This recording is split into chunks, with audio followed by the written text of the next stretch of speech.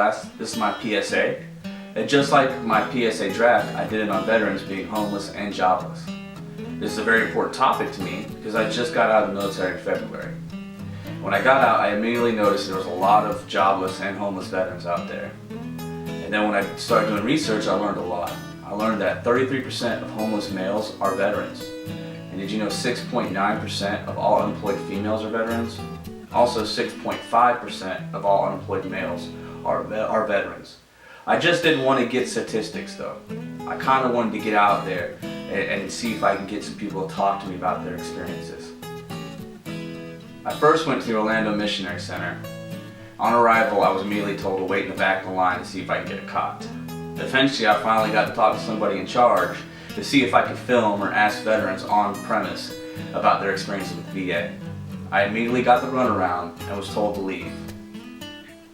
After that, I went to the Orlando Coalition. At the Coalition Center, they were very helpful.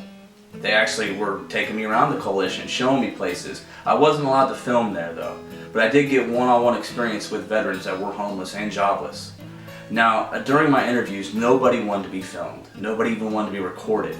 This had a lot to do with they didn't want family members to see them in that state, or maybe they were just running from something. I did get a lot of information. Some of them don't blame the VA, they blame themselves. Some of them do blame the system. But for the most part, all of them just couldn't find work and they couldn't get hired. But at the end of the day, I did get one interview with a veteran that suffered from being jobless and homeless for about 4 or 5 months, and this is his interview. Me, myself, I served from 2002 till 2005, so I did 3 years total. Served at 2 tours. The commander asked me if I wanted to go back to Afghanistan, even though I had the choice not to. And I told him that, yeah, I did want to go back because I felt like my friends were still there and I felt like I still had a job to finish. Oh, terrible. Ever since I ETS'd in 2005, I went the first time maybe a month after I got out to file my claim for PTSD and other disabilities, and got the runaround a bunch of times. Actually finally became homeless for the first time in November of 2013. I went to the VA, told them my story, that I had 60 cents left in my pocket. I didn't have anywhere to go. I have no felony records. I was honorably discharged. I have no criminal record whatsoever. And they basically told me that the best they could do was send me to a transition house in Kissimmee. They basically wanted me to stay there for 3 months and not do anything, not be able to leave like I was a prisoner or something. And I didn't agree with that, so I just stuck it out and lived on the streets. As a veteran, it's hard because you're not really considered a veteran, you're just considered homeless. Like all the homeless basically falls under one umbrella. And you see, like, especially being downtown, you see a lot of tourists always coming, having a good time. And then you look at the city and what they can actually do for you. And then I would find out later that the stuff that the VA didn't tell me or wouldn't tell me or couldn't do for me, I would find other homeless veterans on the street that would tell me where I can go eat for free on particular days and where the different shelters were to stay at overnight for free for a couple days. I don't understand what the problem is because, like I said, I have no criminal background whatsoever. I'm 30 years old, perfect health. I'm not no kids, not married. I'm willing to do whatever job is offered. I can't even get a job at McDonald's, which I think is pretty disgusting. You're wearing this hat, you get noticed a lot.